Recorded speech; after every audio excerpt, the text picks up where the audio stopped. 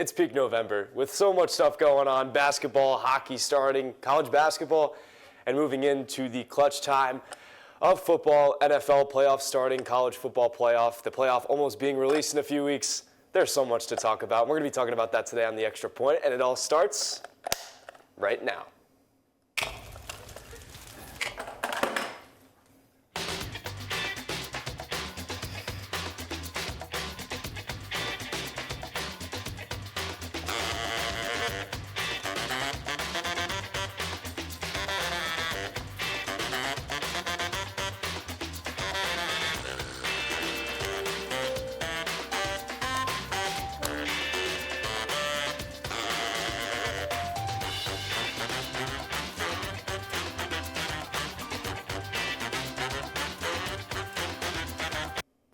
What's going on, everybody? Welcome back to another episode of The Extra Point. From a different angle, I'm your host, Griffin Barfield, joined by four panelists. From my left, we have Caden Hughes, Brian Warner, Kane Fox, and Jordan York. Guys, absolute pleasure to be over here today. I know it's my first time this semester. I did a little bit last year.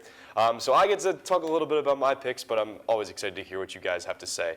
So why not get right into it, and we'll start with the heat of the moment, the biggest thing going on in sports right now, perhaps in my opinion, maybe yours, is the college football playoff race heating up. So many big games have been happening over the course of the last 2 weeks, especially in those heated conferences, the Big Ten, the SEC, the ACC. So there are so many bits and pieces coming together. So we're going to start off again with, are they a playoff team? Once again, we have three teams that perhaps are a little bit more on the inside of the playoff, more than looking out compared to last week. So let's start out with an SEC team, the Tennessee Volunteers. Two-loss team. I've lost to two SEC opponents, Arkansas and Georgia, both away games. Do you believe that this team should belong in the playoffs? Who wants to start? I'll start it out. I think so. I'm not sure how the SEC championship tiebreaker is going to work for who gets that second spot, because you look at how the end of the season could shake out, and if you have Texas A&M lose to Texas, which everyone largely suspects is going to happen, then you have a situation where you have 5, maybe 6 two-loss teams in the SEC, and I don't know what insane tiebreakers they would have to use to figure out who gets that second SEC championship spot. So I think Tennessee would be out of that, therefore they would be in by default. But honestly, I'm not completely sure. If they avoid the SEC championship game, they're in. If they don't, they're out.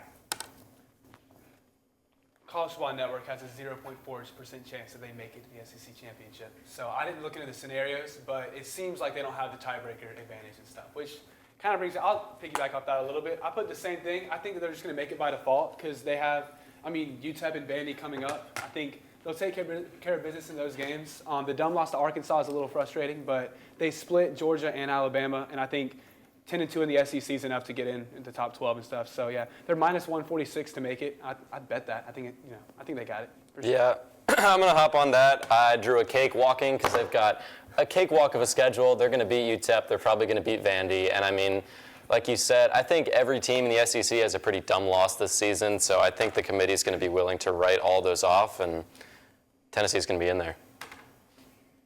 I don't know. I'm conflicted. The only reason why I'm conflicted is because I really want to bring up last week, but I don't know if I have to. I'm just going to bring it up anyway. The South Carolina game, I was so happy to watch that. Mizzou almost came back and won. Everyone on here said that they're going to be beaten by like 30 points. Everyone looked at me bad, and I was like, nope, they're going to be close or Mizzou's going to win. Mizzou almost did. South Carolina put it off. Either way, sets us up well for Clemson. Ranked matchup, but that's later. That's probably next week. As far as Tennessee, I'm going to say yes. They're not going to make the SEC championship. I find it very tough that they're going to make it. It's either going to be A&M, Georgia, or Texas. Two of those three teams are going to make it in. Tennessee's probably going to make it in as like the 11th, 12th seed, one of the lower ends. Somehow they're going to find a way to put them in because it's SEC compared to, I feel like the other ones are like, I can't remember who exactly is in that playoff, that 10 to 15 range. It's a few ACC teams. You're looking at like SMU. Army? Isn't Army like 16th, 15th? Army's close, 15th, but they play games. Notre Dame this week. And Boise State's 14th. So you have all these top teams. Now Boise State's probably going to make it in as the Power 5. Or the Group of 5. Ole Miss is hanging around there. Kansas State. Yeah, Kansas State. Okay. They're going to want college. Army's probably they play in the AAC, right? Army. Yeah, they clinched. So they're playing Tulane. If they win that, they're probably in there by default. Yeah, so. That's true. So I'm going to say they're going to go in because it's SEC bias. Bias, thank you. I was trying to think of the word. I'm going to say no. Wow. I'm really going to say no. I don't. Okay, their schedule, like you said, looks a little bit like a little bit. I'll let him point That's that a out. great drawing. But I it's just, artistic, yeah. I really don't think that this team belong. I thought that if they would put up a better fight against Georgia, they were up, got dog walked. I mean, that was just like the Kirby Smart adjustment. Josh Heupel couldn't adjust. And then a bad loss to Arkansas away, okay. Overtime win against Florida, you beat Bama. I mean, that's a pretty big win, but no win really jumps out to me. Bama's screwed up every now and then.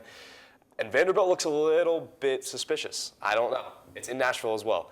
And if you're looking at it, whoever, let's say Texas makes it plays Georgia or Alabama. If Texas beats one of those two teams, I still think that Georgia or Alabama should be considered over Tennessee because they played in that SEC championship game, depending on how close that game is. So for me, I don't think they should. I don't think they should. The thing that makes this question so difficult is because, like, Georgia's played 8 SEC games, and Alabama and Ole Miss and others have only played 6. So there's so much that's still yet to happen. I don't know if all of those teams end up with those 2 conference losses, who would end up being, like, first in that tiebreaker to get the spot where they would play Texas. Because Texas is in no doubt. I don't see any way they're not in the SEC championship game, especially obviously assuming they beat A&M. But I don't know where that second team falls based on the fact you're going to have 5-6 teams with the same record. I don't know what insane tiebreakers they're going to have to go to split that. It'll probably be winning percentage of common opponents and stuff. I think that's like the 4th one. Kind of what ACC does. It's like a tie and then it goes down. 3-loss SEC championship losing Alabama team that also lost a head-to-head to Tennessee should be ranked higher than a 2-loss Tennessee team. I think they should. I think they have the bigger win against Georgia. Even if they lose the championship. Not counting conference championship. Depends. It also depends how close whoever Bama play. I mean, it'd be awesome if Bama plays Texas because that's a game that you haven't seen in the SEC as of right now.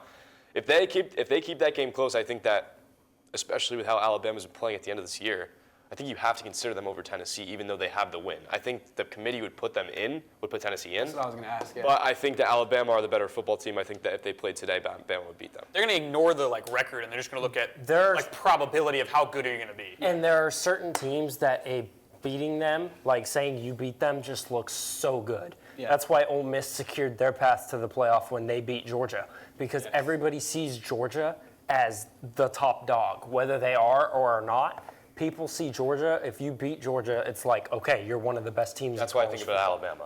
Yeah. Unless you're wearing crimson, white, and silver, Georgia looked untouchable. That was like the whole thing. I mean, it was 1,500 days since they had lost to a team not named Alabama. Right. So, I saw that too. That's huge. Yeah. Ole Miss going in there and beating them, I think it was by 18. Was that right? 11? It was double digits. That's all I know. It was rough. I mean, it was a beatdown. It was bad.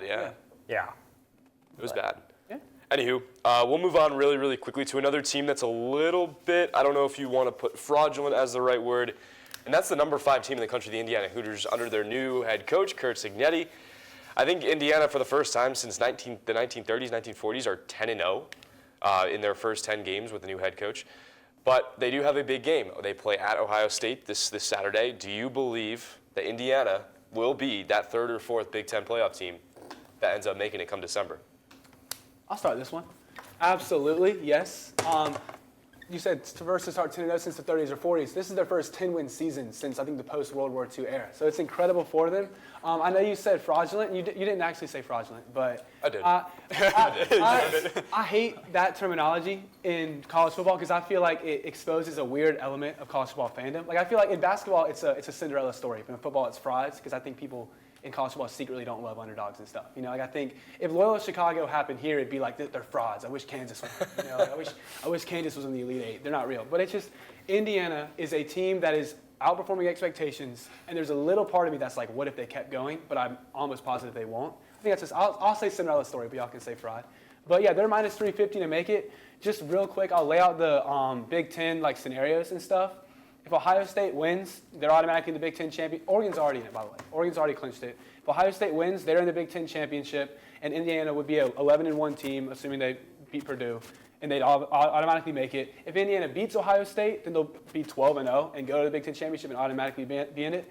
If Indiana loses and then beats Purdue and Ohio State loses to Michigan, Indiana would go to the Big Ten championship. And then if they lose that, they'd be 11-2 conference championship losers. I feel like they still make it. So unless they lose to Purdue, I think they're in. And I picked them to beat Purdue. So yes.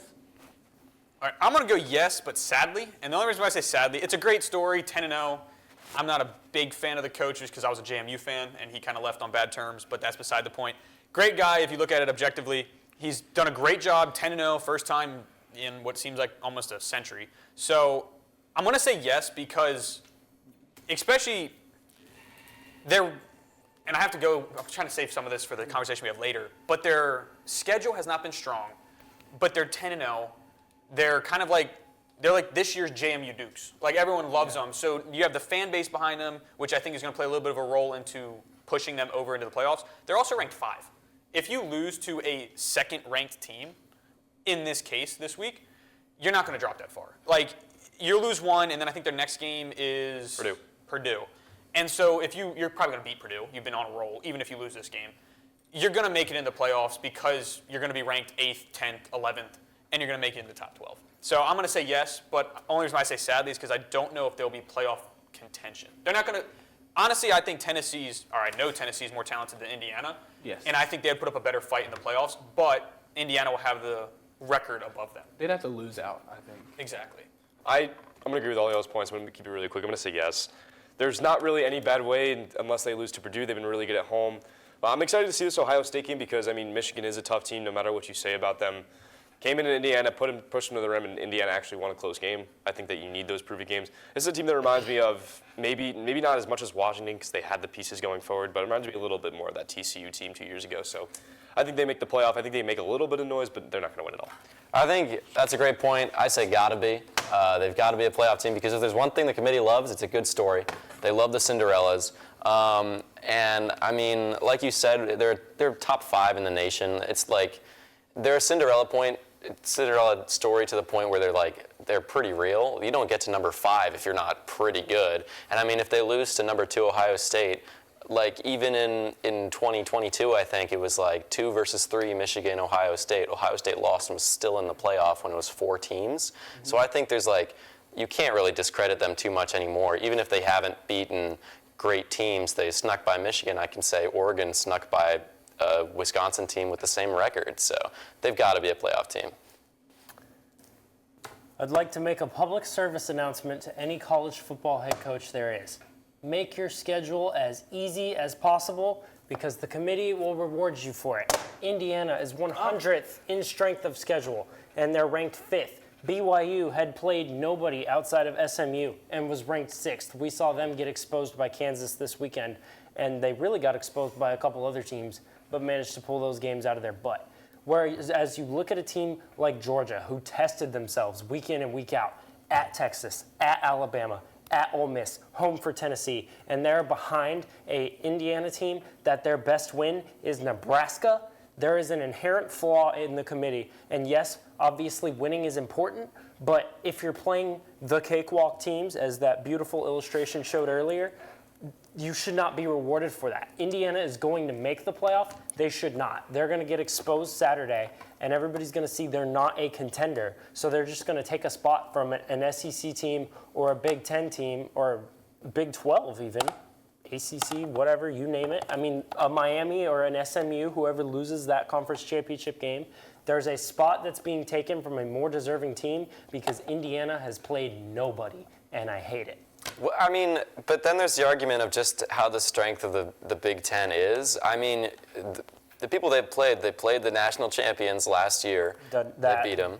They played the national championship runner-ups. They beat them. But that's just how the Big Ten is every year. You could say that about Michigan last year. Yeah, exactly. The Big Ten is so top-heavy. They're a top 5 team in the nation, and they're undefeated. But here's the problem. When you look at Indiana, so let's take the top 4 teams in the Big Ten, right? Mm-hmm. Oregon.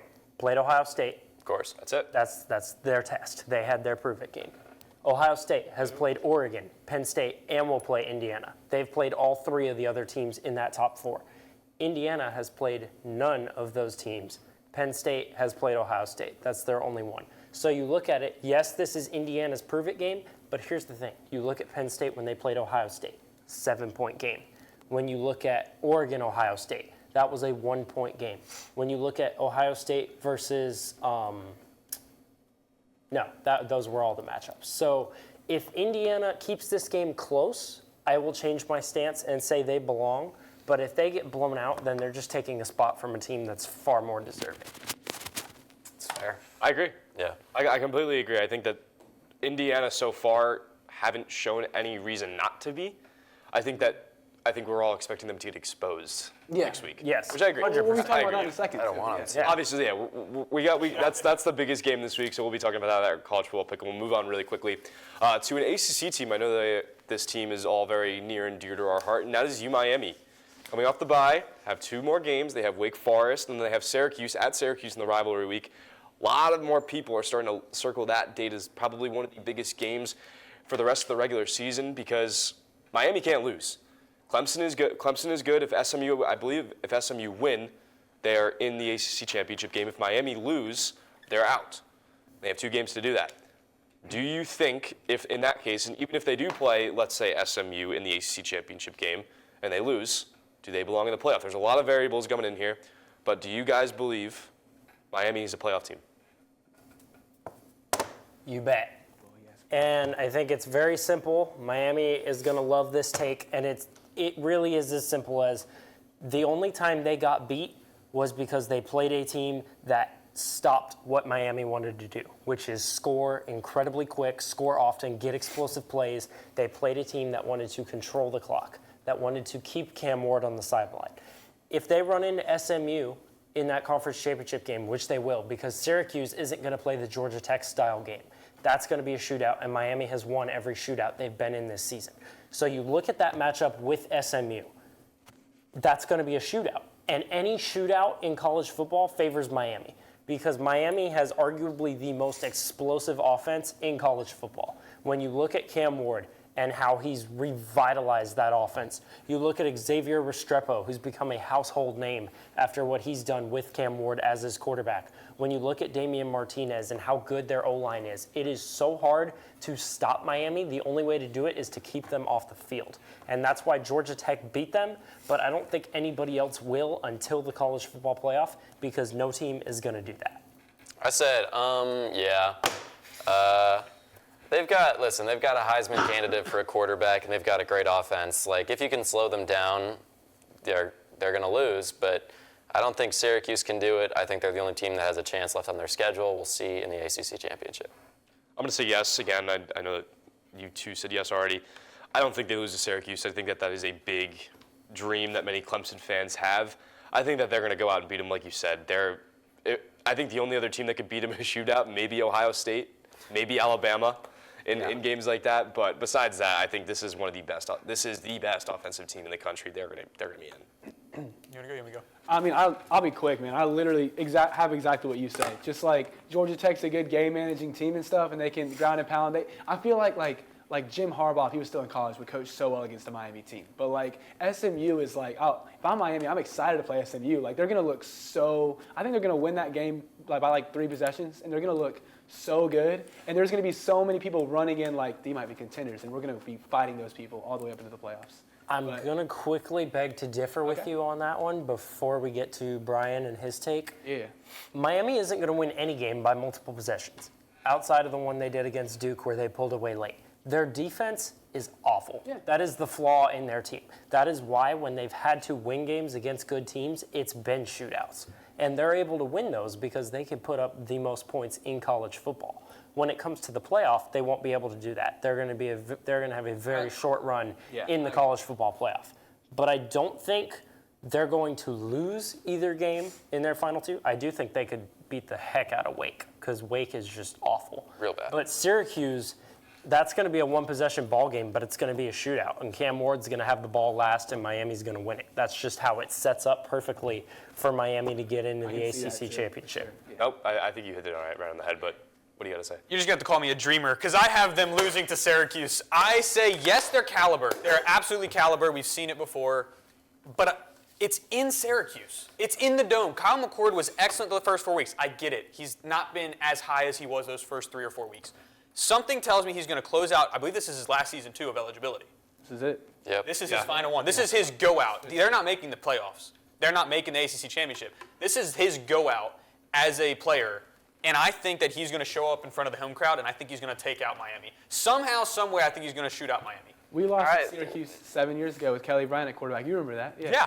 I don't know. Like, I feel like you're kind of overestimating a lot of things. Like Kyle McCord, we've seen him in these giant games.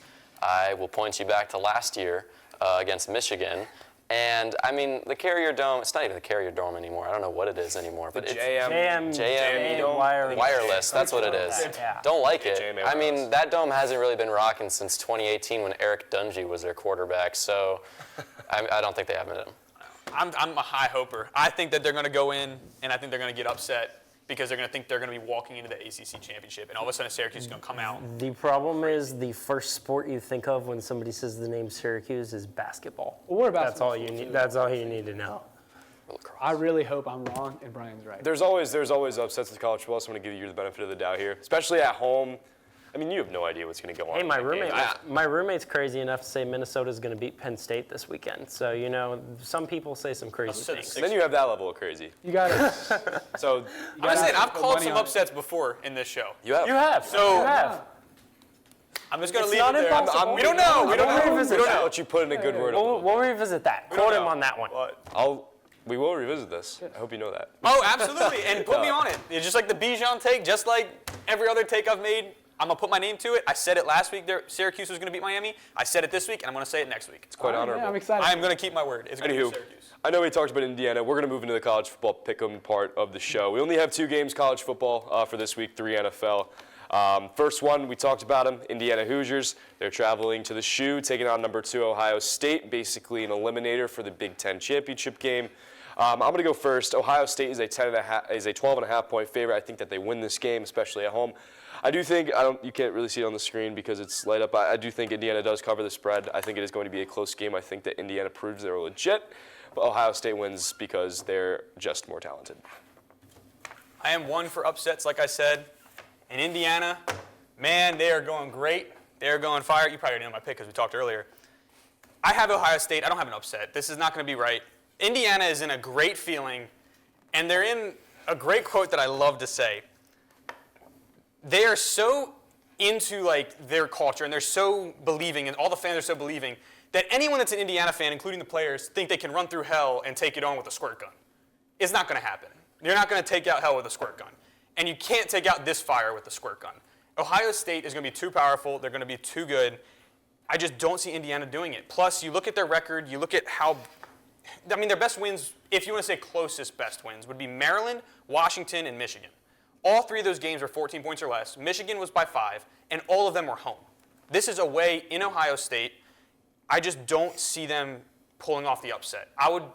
I'm saying maybe they can get it to a 1 score if they're lucky, and by that I mean by like a touchdown. I think it might be a 2-touchdown game. I think it'd be 3. I think it's closer to 3 than 1. I'll go. All right, sure. Indiana's lost 29 straight games to Ohio State. It's definitely going to be 30. 29 straight. I love that. I don't even have a ton to say. I mean, it's not going to be super close. Like everything we said earlier about Indiana, like they're a Cinderella team, and it's an incredible story. And every bit of me is praying that they can win this game, just because that would be awesome. It'd be so cool. I like the James Madison coach. I like when they talk about what makes you a good coach. He said he just wins. and Wins. stuff. I love Google me. that. Yeah. It's hard. I mean, Google me. the statistical stuff is tough because they haven't played anybody. It's like looking at Group of 5 stats. They have the second best scoring offense statistically in the NCAA. I don't know if they're top 15 offense over. I mean, I can see your face, man. You know. Yeah, but I mean, Ohio State's 5-5 against the spread. Indiana's 8-2. I think they're gonna be 8-3. I think it'll be a 3-possession game. It could be worse. I think this is gonna be one of those where you go over to the game, like you flip away out of commercial break, you come back and you're like 17-3 with 5 minutes up in the first quarter, and you're just like, all right, never mind. Yeah. That's fair. Kurt Signetti, this is your chance to prove that you belong with the big boys. Because if you're going to the college football playoff, which I don't think you belong, but you're probably going to end up there because the committee has rewarded you for playing cupcakes so far this season, you need to prove you belong this Saturday. I'm picking Ohio State. Prove me wrong. Just make it a close game. You don't even have to win. You're not supposed to win. Nobody in their right mind that's not an Indiana fan really thinks you're going to win this game. but just hang around, why don't you? Because then maybe we'll think you belong. But until then, since you've played an easier schedule than Boise State has, kind of hard to think you're a real contender. I've said this before. I'm a Michigan fan. I hate everything about Ohio State. I even picked against them last time because I thought that Penn State could do it. What a dumb pick. It was a horrible That was pick. really not smart. I picked them too. I mean, like, it really pains me, but it's going to be Ohio State, and that makes me sad. I think it pains all of us. Don't worry, though. I think it truly does. Don't worry, though. All that matters is Ohio State's going to do what Ohio State always does and fail in the playoff. They were born on They third could base. even fail against. I mean, if they fail this weekend, Ryan Day's gone. He's got to be. Listen, some people are born on third It would base. be. But the only thing It would be. Okay, let's talk about this real quickly. Let's say in some crazy world, Ohio State beats Indiana and loses Crazy to world. Michigan. I will be throwing a party. I know you will. Are they a playoff team? Ohio State If they lose to Michigan, is the beat Indiana. The game is beat at Indiana. Michigan, Game's correct? in the big house. Game is in the big house. I don't think they should be. 10-2. 5-5 with a quarterback that really has. Okay, ready? I'll give you this. If Indiana somehow beat Oregon in the Big Ten championship, no, I don't think they do. I think Ohio State finish. It would be like goes a like fringe 11-12. team. Yeah. It goes I'd have to 11-12. look at like all the teams to answer that. But then you gotta sit there. down the fringe or whatever. On the And cusp. Okay. Yeah. I don't want to elong this because we want to go to the next topic, but you take Indiana, they beat Oregon. Now you have to decide between whether you want Ohio State, Georgia, Tennessee, or Alabama in that bottom two. Yeah, there's gonna have to be. Yeah. Like, does that mean They're- that they get bumped? Because Ohio State's, they only played Penn State, right? They played Penn State and Oregon. The beautiful thing about Indiana, about Miami, SMU, about these other teams, is they can create chaos scenarios where the committee's life becomes very, very difficult. Because there's a lot of people out there who hate the 13 people in Grapevine, Texas, as is. You take the chaos scenarios that could happen. A one-loss Texas loses the SEC championship, and you have 7 two-loss teams in the SEC. Indiana goes and shocks the world. They win the Big Ten. Now you have to put Oregon and Ohio State in there. There are so many wild scenarios that Indiana can create, and it would be great if they did. They're just not going to. It's not their time yet. Remember, this is only Kurt Cignetti's first season. It's Kalen DeBoer's first season. Gotta build the There's a lot of program up a great little bit. coaches who are in their first season. It is not their time yet. Signetti also signed an extension, but you also make up a good point because no one thinks they're going to win. If you have the idea that no one's betting, you have nothing to lose going into that game. Sometimes, I mean, look at Vanderbilt. Yeah, the most dangerous team is a team with nothing to lose. Absolutely. You look at Kansas, goes into BYU, and But I think Indiana does pretty have a much lot to dominated lose. that They, game. they have everything to gain and everything to lose from this one. Indiana doesn't really have anything to lose though because they're not. I think it's more. I think it's more Ohio State. Ohio State has a lot to lose and a lot to gain because Maybe a little bit. with a win, Kinda get what with a win, they're going to the Big Ten championship. Yeah. It's secured. With a loss, now you're starting to wonder if they even belong in the playoff. Are you talking Indiana or? No, Ohio State. Oh, I was saying Indiana. I think Ohio State has more to gain and more to lose than Indiana does. This is the Well, best. think about it, because Ohio Because State Indiana would does- lose at home to Indiana. Right. Indiana doesn't have anything to lose at this Yeah. point. They are a lock for the college football playoff unless they lose to the worst team in the Big Ten in Purdue, That's fair. which I just don't see At that home. happening. At home. I That would wouldn't be do. that I would be wouldn't nuts. It would be nuts. You were saying something? No, we'll move on. Yeah, just real fast. I'm just saying, Indiana's they're already making history and stuff with this 10-win program. They have Ohio State, they might have the Big Ten championship, they have the college football playoff. If they could just take care of business in one of those 3 situations, like this, in 2024, Indiana is going to become huge for the next 50 years and stuff. So I really hope they can do it, but they're not going to. I don't think so. It would be a program-altering win if they do win, which Absolutely, I yeah. think is something to look forward to in this game, but sometimes you have to snap back to reality and say, hey, Ohio State's a 12-point favorite. Yeah. But let's talk about another team that is essentially on the fringe of making the playoff. Most likely, I think they're on the outside looking in. That's Texas A&M. This is a game that may not seem appealing by the eye, but Texas A&M is only a 2-point favorite in this game. They are going to Auburn. One of the more wishy-washy teams had a big win last week. Who takes this win? Do you believe Texas A&M will go on Auburn, War Eagle, and beat them, or do you think Auburn will have, again, we're talking about, one of those teams that have nothing to lose and go ahead and make a spoiler and take another team out of the playoff? Absolutely going to be Texas A&M. Y'all don't know what I'd be willing to do to try to get in contact to take this minus 2-point spread against Auburn. All right. I mean, like, I understand the narrative completely. It's at Auburn. It's a hard place to play. They have Texas next week. It could be a trap game for them. The SEC is tough. Every SEC school is tough. I kind of disagree with the last thing I said, though. I think there's about 4 or 5 teams every year in the SEC that I look at, and I'm like, if they were in the ACC, they'd be like a 6-6 team. Like, it doesn't matter who they're playing.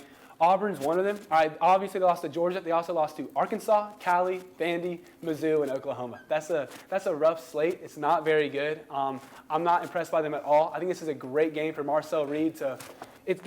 Auburn is a legitimate enough team where when he has an incredible game, he can feel that confidence boost and stuff to get ready for Texas, where he's going to lose. But I think that it's the perfect game for this situation for Texas A&M. I don't think it's going to be a trap game. I think they're going to be locked in. No way. I'd bet $300 on this minus 2-point spread. I have never been a fan of the Texas A&M Aggies. I've never liked the Texas Longhorns. Dude, perfect one day. And I get to watch those teams play next week. All of them? So congratulations, I didn't know that. Texas A&M. Your playoff hopes survive for one final week because next week you're at home for Texas. 2 teams that come in notoriously for losing big games. You look at Texas, the only game where they had to prove themselves this season, they got dominated by Georgia. You look at A&M, they couldn't beat Notre Dame. They couldn't beat South Carolina after beating LSU. A&M, their season is on the line on November 30th. Texas is in the playoff, I think, regardless, because they wouldn't see the SEC championship, I think, with a loss there. But you look at A&M, and there's just not enough to like about them, especially with Le'Veon Moss done for the year, where you're like, all right, you know what, A&M, you're going to the college football playoff. No, that is not happening. A&M, your hopes survive for this week and this week only. I'm going to go out just say A&M quickly. I mean, like, Auburn's not going to win unless prime Cam Newton goes out there and plays for them again. I mean, Auburn loves to play in these just like absolutely ugly games at home where they put up like 17 points or something like that. But I think, listen, if it's a 2-point game, it's going to be 19-17. I would say I'm going to go Texas A&M. I'm usually one to go with the underdog, but I just can't buy into this Auburn team. They're not the same as last year. They were able to take an Alabama team in the rivalry all the way down to the wire, where it was 4th and Milrow and, or Hail Milrow, whatever they called it. I just can't see it. And I did watch a Bob Green. I don't know if you guys know who Bob Green is. He's a coach. I watched one of his edits, so I have all these quotes in my mind. And the best quote to describe Auburn right now, how they should be feeling, is that they are a woodpecker in a petrified forest. They should just keep busy and then just look for opportunities. They have I think it was a 4-star running back or something coming in. Like, you have opportunities. Your recruiting class is getting better. You're not totally in the dark, but this season for me is over. Texas A&M, I have them winning. It's going to be a tough game. I'm going to say probably about 10 points, but I'm going to have Texas A&M winning this, and then I'm very much like Jordan. I think they're going to get walloped against Texas. I'll keep it short. I'll keep it simple. Jordan kind of took all my points. I do believe this team is a playoff team with Le'Veon Moss. I don't think they would have lost to South Carolina without Le'Veon Moss. I think that they have a great chance of beating Texas with Le'Veon Moss the way Mike Ego plays his team. You have no idea how much that's detrimental to a team. But I think that game next week is going to be probably the biggest game of the college football era in terms of the regular season, because you're looking at 2 teams on the inside out, SEC championship on the line. Whoever wins is in there. Whoever loses is out, potentially on the outside looking in if you're Texas. I'm just excited for that game. I just don't think I think the spread is so amplified to Auburn's favor is just because they think they're looking forward towards Texas. I believe that's kind of why. Brian, you want to know what my favorite Bob Green quote is? It relates to how Auburn is playing. I've seen people in the band play harder than them. I have one of those coming up in one of the next. I have like 4 quotes that are coming out. I literally watched this morning. I'm like, I had to look him up to make sure he was who That's I was where the one it thinking was of, like, take on hell with the squirt gun because he's so positive or whatever it is. That was the one that I thought. So it's like, I got him coming. Don't worry. They're going to be more. We'll move on to the NFL. We got 3 games, and they're all during the later slates. The first one, team very interestingly, they were Super Bowl finalists last year. Now they're 5-5, but they do have all their weapons back. The San Francisco 49ers. Traveling to Lambeau. Lambeau in November, always tough. Facing the 7-3 Green Bay Packers, won off of a blocked kick. 49ers lost off of a game-winning field goal by Geno Smith. Who takes it? I have Green Bay. I'm gonna hit y'all with 2 stats that kind of affirm something that we've known for a very long time about the 49ers. So this year, they're 4th in EPA per play and 5th in success rate on offense. They're top 12 in both on defense as well. They're a very efficient team because Kyle Shanahan is a genius and is very good at getting players down the field and scoring points. Another stat about Kyle Shanahan that our friends we've known for a long time. There's been 125 NFL coaches that have coached at least 40 one-possession games. Shanahan's winning percentage is 118th out of those 125. So as a default response, whenever I think a game's going to be close, I always bet against the Niners. Lambeau's really hard to play in as well, obviously. I looked into it. It's going to be in the mid-40s. It's not quite that freezing Lambeau weather yet. But in San Francisco, that might be a little bit jarring for them too. Jordan Love's throwing a pick in every game this season. So, I mean, anything can happen. But, I mean, yeah, I think the Niners and Packers, I think it's an evenly matched game. But I think that the Packers take care of business, absolutely. I'm actually going to flip it over. I'm going to go 49ers, and when you thought I didn't have another Bob Green, I do. So this one I love. Okay? So it says, the 49ers are like the kid that plays second French horn in the band. You just got to play better. Like, that's all the 49ers are, right? I love the 49ers. Okay. They always seem to go in, and granted it's the playoffs, but when they had Jimmy Garoppolo and all, it's Brock Purdy. It's a different atmosphere, different quarterback. But Kyle Shanahan is able to go into Lambeau and is like one of the few coaches to be able to actually win there consistently. For that reason, I like the 49ers. Now, granted, these are two totally different quarterbacks that have not faced off. I don't believe they faced off at all yet. They faced off in the playoffs. Oh, was it playoffs last year? They barely won. Yeah, they won. So I have 49ers winning. I think they're going to be able to weather the storm, weather the cold. And I think they're just going to, move to that first chair of French horn. So I think they're going to be better. I'm glad you brought up that game because I do have the Packers winning this game. Look back at that playoff game. Jordan Love threw a cross-body pass to lose the game. That's something you don't make in the NFL. I think that he's going to remember that going into this game. The atmosphere is going to make a big difference. It's going to be 40 in Lambeau. It's daylight savings time. It's going to be dark by the second half. Yeah. I think the Packers just look better on all facets. Matt LaFleur doesn't tend to lose is when it comes to the end of November, going into December, going into the playoffs. I think the Packers start going on a run, and I think they win. Yeah, I'll follow that up. I mean, there's always like the thing where you see, 49ers are going into Lambeau, they're going to win. But Aaron Rodgers isn't here anymore. And, I mean, the 49ers just aren't very good. They're pretty bad, I would actually say. Like, even Christian McCaffrey coming back, they haven't looked great. Nick Bosa was out last week, but even before then, they didn't look great. Their healthiest skill player was shot 2 months ago. I think they're more beaten up than bad. Yeah. And, I mean, and he's their best receiver. Yeah, he's their healthiest and best player. Either they're throwing to him or Jawan Jennings, so...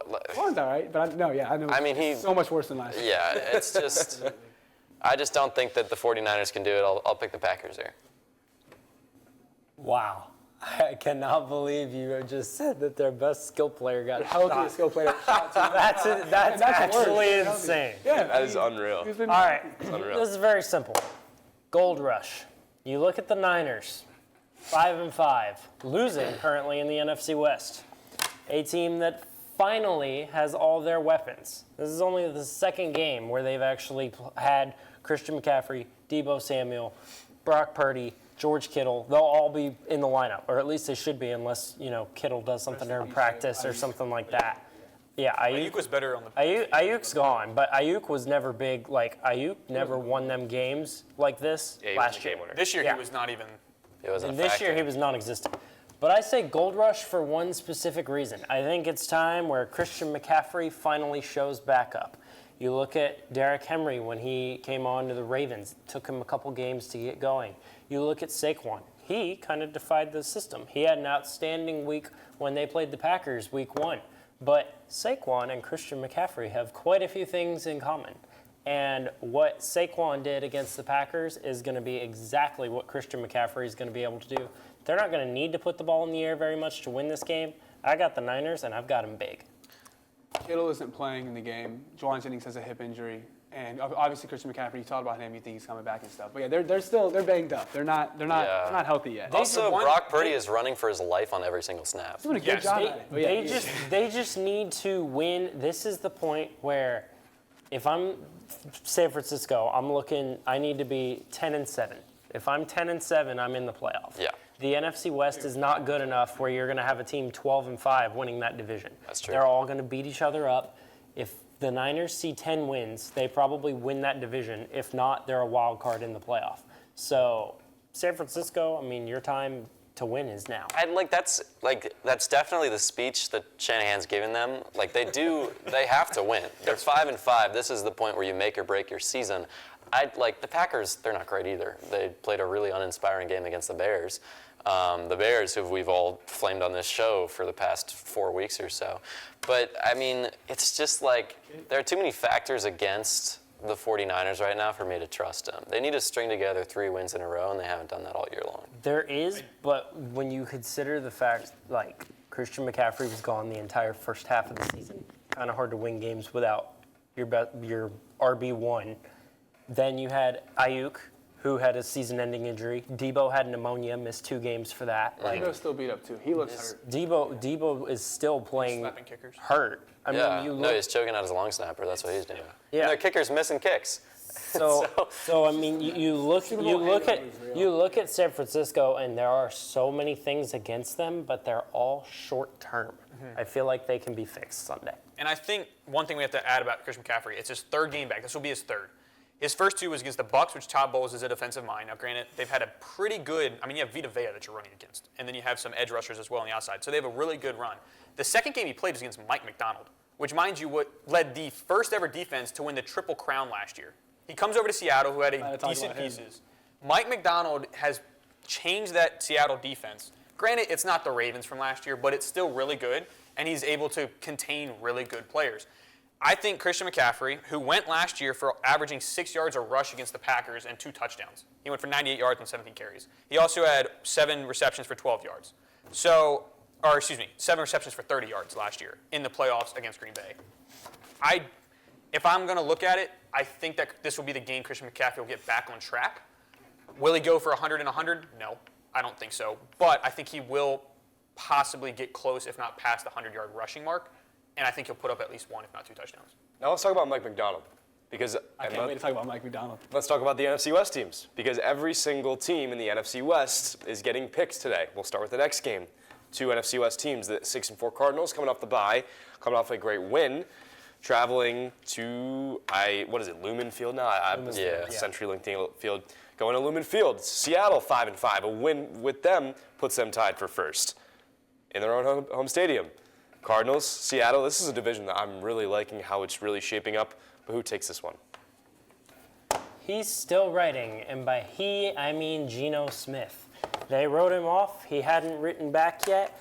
He took the Seahawks to the playoffs last year. He just led a game-winning drive against San Francisco on Sunday. Geno Smith has made Seattle, good again, something they hadn't been in, especially in their last few years with Russell Wilson. So the Seahawks are fun to watch. Geno Smith is playing very well. And I think there's a lot to like about Arizona when you talk about James Conner, you talk about Marvin Harrison and how he's come onto the scene. And Kyler Murray's played very well, probably better than he's doing in his COD lobbies. But Geno Smith, I feel like, just outplays Kyler Murray in this game, and the Seahawks win. I don't agree with that. I think Kyler Murray's on a tear. He's playing incredibly. There are some delusional Cardinals fans calling for him to be the MVP. I don't want to talk about that. But, I mean, you just named all their pieces. And, I mean, Jonathan Gannon, surprisingly, has turned out to be a pretty good coach. They've got creative offense, and they're making the most of their opportunities. I think it's going to be the Cardinals. I'm going to go with Seattle. I really like you said, I think Geno Smith's playing his great football, playing his best football at the best time, but I mean, so are the Cardinals. That's why I'm very excited to see how this matchup turns out. I don't think it's Arizona's time yet. I think they need a year or 2 more, grab a free agent, load up Murray behind a good offensive line, and go after the defense, because Gannon was the Eagles' DC, right, 2 years ago? Yeah. I'll tell you all about it. So add one more guy there. I think Arizona will be a force to be reckoned with, but for now, I think that Seattle is going to win and take back first. I'm going to still stay on the Mike McDonald hype train. I'm still going with it. I think the Seahawks will win this. It's going to be at home. They always have a great atmosphere to play in. It's going to be tough for the away team anyway, so for the Cardinals, it's going to be even tougher. But I think that Seahawks will go. I think it'll be behind a defensive showing. I don't know how consistent, because Geno hasn't really been overly consistent this year, at least in the past few years that he has been there in Seattle. I have the Seahawks winning. I think it's going to be a little bit of a lower scoring game, like 2017, similar to what they had against the 49ers this week, the Seahawks did. I have Mike McDonald on that defense showing out and slowing down the Cardinals. It's really hard to stop a running QB anyway, but they will slow him down, and that's how I think they're going to win it. Y'all ever play basketball with someone who's like really athletic, but they don't really play basketball a ton, and so like they don't have the like instincts of a basketball player? So you try some kind of move and they just don't react, and you're like, you kind of can't get by them because like you go left, but they've never been beaten left before, so they're not moving when you turn back right and stuff. What's your point here? That's kind of Mike McDonald and Kyler Murray for me. Because I feel like Mike McDonald is a genius on defense. His disguise coverage and disguising blitzers and just like you never know what's going to go on and stuff. And Kyler Murray's a smart player, but he's not effective because of his like pre-snap adjustment ability. He's effective because of his ability to roll out and just make stuff happen kind of on the fly and stuff. And so I think that Mike McDonald's disguise blitzes and all the stuff that they do might throw off like a Joe Burrow a ton in Baltimore last year. But against the Kyler Murray, like obviously it's going to be effective, but I think he's still going to have a great game. I think Seattle's defense is very beaten up. On the other side of the ball, I'll keep this really quick. Seattle's utilization of talent on offense kind of frustrates me. I think Kenneth Walker and Charbonnet, I think, are like akin to like Bijan and Tyler Algier in Atlanta. And I think the run blocking is a little bit different. I think the PFF run grade, I think Atlanta Falcons is like top 10. Seattle's is in the middle of the pack and stuff. But they have the 29th best rushing game in terms of just yards. No advanced statistics, just rushing yards. Falcons have a top 10 rushing offense. Seattle's is 29th. Their pass rate over expectation, they have the highest in the NFL, which means that they throw the ball a lot when they should run it. I think they should rely on the run game a lot more. And then additionally, I think DK Metcalf, the stats don't back up how good DK Metcalf is. The Seahawks ADOT, which that's average depth to target, is bottom 4 in the NFL, which means they don't throw the ball downfield nearly as much as they should. I think that they should be a ground and pound with deep shots to DK Metcalf type of offense, maybe like 80% as much as Pittsburgh is. But it frustrates me a little bit. It's just a messy, clunky team that drives me crazy, and the Falcons are a hot mess. So not the Falcons, the Cardinals. They're a hot mess, and so I'll take them. But I don't know. This is the one I'm the least confident about. And I mean, I kind of agree with you. McDonald came from the Harbaugh school of defense. Yeah. That's where he comes from. Cardinals have already faced one of those teams. It was a low-scoring affair, but they won in the field goal match where Kyler Murray was clutch. And I mean, I don't want to sound like Toby here. Who's that lineman on the Seahawks that he really hates that he pointed to? Charles Cross? Charles Cross. He's the worst lineman in the NFL or whatever. So I loved him coming out of the draft, but he's right. He is terrible. I do think that if you had to choose one defensive coordinator outside of Spagnuolo, the Chiefs' defensive coordinator, Mike McDonald is probably the best at knowing how to slow down a mobile QB because he's been in the building planning against Lamar every practice. Yeah. He has the most practice with it. Now, not always will you take what you learn in practice and put it in a game, but I think if someone can slow down a Kyler Murray-like player, other than Spagnuolo, it'd probably be Mike McDonald as the best chance. I should know this. The teams have not played each other yet. They play each other now and then one time, like those last years. Yeah, I think 17 or 18. I have not seen this match, but I think you bring up a great point. I have no idea where my English is. Again, toss-up. I could go Cardinals. I can go Seattle. I do think Seattle's going to win. But we have one more game with one more NFC West team, and that is the Los Angeles Rams. 3-1 since Cooper Kupp and Puka Nacua have been back with the team. They're hosting the 8-2 Philadelphia Eagles, who are now at the top of the NFC East. It's an NFC matchup. It's a much closer matchup than the records may entail. Sunday Night Football next Sunday. Who takes it? I got the Eagles. I want to shout out the Rams because they're awesome and stuff. I think they're about to do great things. They might run out of time. They might have gotten hot a little too late to make the playoffs. But I think that's one of my favorite takes I have. We don't have to get into it. I think every good NFL coach is incredibly underrated. And I think McVay is absolutely not an exception to that at all. I love what he does on offense. Obviously, he's an offensive genius. I love what they do on defense, too. I feel like they can just kind of plug in guys in the 3rd, 4th, 5th rounds and stuff, and it just always works out for them. I love the Rams in general. I love Lester Snead, how he just hates the draft and stuff. Traded for RG3 like 12 years ago and just missed on all those picks. And he's like, you know what? I'm just trading my 1st round pick every year. It's so much fun. But, all I really have to say about the Eagles, I've talked too much about the Rams now, but is that, A.J. Brown versus Josh Wallace and Darius Williams is hilarious. I'm excited to see those go balls and stuff. And then Quentin Lake, he's the free safety for the Rams. He's like almost close to last in starting free safeties in like deep passes and stuff according to PFF grades. So it's just a perfect matchup for A.J. Brown and Jalen Hurts. I think the Eagles are a really good team. I've been high on them all season. Them and the Jets were my 2 that I wouldn't give up on, and I'm 1-1 with those. So, yeah, give me the Eagles, absolutely. I'm going to side with you there, Eagles, and yes, I do have one more final Bob Green quote because I love this. All right, so I got the Eagles, and I think that the best way to describe how the Eagles offense should be feeling right now is they're like a black lab on the first day of pheasant hunting season. They're just pulling at the chain. They're ready to just get out the gate, go in the stadium, and just tear up the Rams defense, especially in the passing game. I think Saquon will be on fire like he usually is, and I just think that offense will be able to carry them. The defense is now picked up, And I'm so happy to see that Nolan Smith is starting to ball out. He had the game ceiling a few weeks ago against Jacksonville. Now all of a sudden, I think he had a sack like it was last week or the week before or something. So. Yep. They're looking really good. Kyron Williams is a very good runner from the Rams, but you got to go up against Jalen Carter. And Jalen Carter has been dominant this season. So I have the Eagles winning this one. I think they're going to win it probably by about 10 points, but that's who I'm going with. It pains me to say it. I'm not even going to explain. I'm just Eagles. Okay. I'll go. I'm just looking at your whiteboards. I'm against the crowd. I'm going with the Los Angeles Rams to win this game. I have the same explanation that I had for the Buffalo game. Teams, sometimes in the NFL, you don't have these crazy win streaks, and sometimes you drop one to get better. I think that this is what happens to the Eagles this week. I am a Giants fan, so I'm not going to put my bias besides me. The Eagles are a very good team. Very young on defense. I mean, everybody's healthy now. Something tells me Nick Sirianni gets outcoached in this game on one of the last few plays, because I do think this game is going to be close. I do think I could see the Eagles winning this game. I'm going to go against the spread, and I'm going to say the Rams are going to win this game specifically because of the players that are on the field. Sirianni's not a real coach, but I see your point.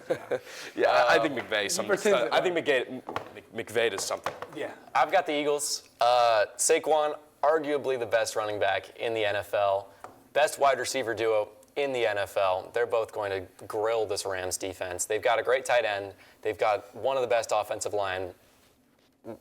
Jalen Hurts, great quarterback. He was concussed last game. I hope he's all right. This defense, they've got probably Defensive Rookie of the Year candidate. They've got an all-pro linebacker out of nowhere. And, I mean, the Rams, they're a very volatile team. They've got another great wide receiver duo. I mean, Matt Stafford throws for 400 yards and 4 touchdowns every single game. But the way this pass defense has been going for the Eagles is really great. And if you're a Kyron Williams fantasy owner, like I happen to be, you know that the Rams hate him for some reason these last few weeks because they don't run the ball anymore. And I think if you can effectively do that, you're a good team. You'll beat teams by a lot. That's why that Rams Patriots game last week was only by 6 points. It was a close one because they kept throwing the ball, and then suddenly the Patriots defense, why did I say Patriots? Patriots defense started to shut that down. I just think the way the Eagles are just stacked up too well, I think position group by position group, that I think they should win. If they don't, I understand it. They're a team that doesn't like to keep winning. See last year. But I think the Eagles have got it. I think it's a perfect matchup for the Eagles. I think if they could only hand it off to Saquon or throw a go ball down the sideline to A.J. Brown, I think I'd still pick the Eagles to win this game. And then on defense, they have an incredible defensive line. They also have an athletic defensive line. Matthew Stafford, he's the only player in the NFL this year, and I think the only since 2020. He has a 0% scramble rate right now. He has not scrambled at any point this season. So he's not getting out of the pocket and stuff. The Eagles are going to get to him really quickly, and he's one of the best throwers of the football in the NFL. But, if he's getting hit after a second and a half on every play, it doesn't really matter. I feel 2 quick points. I think Griffin brought up a great point of the coaching staff. Nick Sirianni has been on the hot seat. Even though they've been succeeding, people have been calling for his firing. I don't really know how true that is. There's just a bunch of fans that are probably overreacting on Twitter because they have nothing better to do. Fans. It's Philly fans. They hate the My Eagles. roommate's a Philly fan. Yeah, no, he's not. They love hating their team. I do have to agree that Sean money. McVay is the better. So if you had to compare the teams, I think the Eagles pretty much out them on every single position except for the coaching. I think the coaching goes to the Rams. As far as the defense, I think Kane brought up a great point. Defense Rookie of the Year, Quinion Mitchell is having he is fantastic. Quinion Island, Mitch Island, I don't know how I'm going to call it. He is having a Darrelle Revis type year. I wish I had the stats with me. I can't remember all of them. But he has been shutting down wide receiver ones left and right. It's ridiculous. It's 1 to 2 catches per game for the wide receiver. And if you don't want to throw it to him. Toledo, right? Toledo? Yeah. And if you don't want to throw it to Quinion, now you got to try and throw it against Cooper, who hasn't been, he's not at the level of Quinion, but he's still good. And then if you want to try and throw it over, you got to go to Reed Blankenship. It is. Exciting Whites. Their defensive back is crazy. Wait, what was the shirt they had on? Exciting Whites. The Exciting Whites. That's what it was. Cooper DeJean. They are very good, very young on defense, and I think they're going to be able to shut down that passing attack. And then maybe Kane, maybe good luck. Maybe Kyron Williams gets put in there. Maybe they start running a little. I have no idea. I will probably bench him this week because I can't root for him to go good against the team that I like. But the only fear that I have is the person opposite Mitchell. Because I feel like whenever he shuts down all these wide receiver ones, there's bound to be a game where he lets up a lot of yards, and I feel like this could definitely be it. Yeah. And then there's also Darius Slay, who's kind of been a turnstile all year long. Nick Sirianni, say what you will, Is he an idiot? Probably. But we haven't seen him be like outwardly stupid in a game since the Browns, and that was a long time ago. And I think that Vic Fangio is a very good coach, and so is Kellen Moore. So I think if Sirianni's not doing too much this week, that's probably the best outcome. I think that's what they do every week, though. I think they try to get into as little as just there's the face of the do the organization. press conferences. He's a figurehead. Yeah, You're just the face. He's a hell of I love when we pick Eagles games because that's when I just talk the most. I love Quinyon Mitchell, though. I think he should be defensive rookie of the year. He should, yeah. No, I loved him coming out of the draft so much. So bad for the Ravens. He allowed like one catch after week 4 at Toledo last year, and I was obsessed with this film. I wanted the Falcons to draft him. I wanted the Ravens He was to 5th too. on my Falcons board. Penix was 55th. Then they get Cooper in second round. Aurora was Yeah, they traded up. They got him at like I got 40. My back-to-back To get for Cooper and 55th. Quinion. I was two of the top. I was defensive backs. ecstatic. I was so ticked off. Oh, I was like, I I was liked happy Hakeem with too. Nate. I liked our Jackie Robinson too. We've talked about Philly way too much. We got it. Let's move on. Let's move on really quickly. Before we go, we got one more thing to talk about, and just wanted to bring it out there because I know that we'll be talking about the pick'ems, especially going into the next semester. College basketball, best time of the year, arguably. Just really quickly, who is y'all's champion going to be? That's going to be raising that trophy, one shining moment, playing in April. Who's going to take it? I'll start. Okay. Yeah, I'll start. I have Alabama. I decided to go out there. You could go UConn, you could go Duke, go Kansas, whatnot. Alabama brought back almost everybody. They brought back a ton of transfers. Mark Sears leads a team. Nate Oates, really like what he does offensively. You tend to see offensive teams generally do well. I think that they're just going to load up on defense. I like Grant Nelson down low. If any team I think you can do it, I think it could be Alabama. I think that they've had good stretch of success the last 3 seasons. I think they take it. I am going to disagree. I'm going to say Rock Chalk Jayhawks because you look at, they've got Bill Self, one of the now longest tenured head coaches in NCAA Division I men's basketball. They've got Hunter Dickinson, the best player in college basketball. They've got KJ Adams returning forward, who has been huge for the Jayhawks. There's so much experience, and experience is so important in March. That's why a lot of times when Kansas has been really good, they haven't succeeded in March because they haven't had that experience. This year they have it. And UConn, yes, they've dominated the last 2 years. I just can't see them three-peating. I like the Jayhawks. I will go, and I'll directly say the opposite of what you just said. I mean, they're the 5th state to get ratified. They're going to three-peat. Nothing else to say. Yeah. Oh, my bad. You got it. All right. Yo, I was between Kansas and Gonzaga. And just to throw it off, I'm going to go Gonzaga, and I have like a little bit of a definition. Their Baylor game opening night was ridiculous. What was it, 48 points on a top 18 that's now top 13. Gonzaga, I was looking at it also in the stats because obviously I'm not deeply into basketball yet, still in the football mode, so I'm going to get more into it. But I was looking at Kansas, love Hunter Dickinson, love what he's done. But I really wanted to see a team that was like balanced, which Kansas is. I'm not saying anything about that. But when I looked at points and rebounds, I wanted to see one that wasn't just, because Hunter Dickinson's leading in steals, rebounds, blocks, and points per Hunter game. Dickinson's just the everything. He is the everything man. So I decided to go with Gonzaga. I thought they had a few different players leading a few different statistics. They look like they're playing as a team. I think all 5 of their starters are averaging double digits right now in points per game. Gonzaga is very, very well-rounded. Gonzaga is very well-rounded, and I think they also have the experience, granted not with the players, but the coach does. I'm going to go with Gonzaga. I also just wanted to shake it up and leave it different than having 2 of the same team on here. That's fair. Yeah, we would never do that. I have UConn too. I'll talk y'all's ear off about the NFL, college football, NBA, or MLB. College basketball's always been a little bit of a blind spot for me. But I mean, I got y'all next semester in January. I'll be watching a little bit more. But I have not caught a ton right now. But UConn, they were so fun in March Madness last year, and they've won the last 2. I think they'll three-peat. I don't have a ton. I copied the script off. I forgot this part. I forgot to copy that part. I didn't drive far enough, so I have no research on it. But UConn, you got it. We'll give you the benefit of the doubt. Yeah, of for now, course, for of course. sure. Yeah. You just got to get in the lab, study a little bit. Yeah, exactly. Oh, yeah, y'all be like, That's whoa, your he time. knows someone. He should play. Yeah, Just exponential ball knowledge. yeah Just exactly. Exactly. Just yeah. going off the chart. Take everything right. Yeah, you know. Kate and I are going to be watching film and like the Yeah. We're sitting there going, oh, shoot, what do you do? They're like the kids that don't play basketball, so they make the weird picks, and then they And somehow we make the block, you know, that's all that matters. We'll do recaps before the games happen, and you can just post it after, and it'll be completely right. Yeah, 100%. I'll have it completely figured out. 100%. Ball nowhere. Anywho, that's going to do it for this episode of The Extra Point. As always, thank you for everybody that has watched up to this point. The panelists, thank you guys. As always, great time with y'all. Special thanks to Connor back there, getting all this stuff together. It has been really, really great. But always, be sure to like, comment, subscribe to Tigervision. From all the panelists here, I'm Griffin Barfield. See you next week. See ya.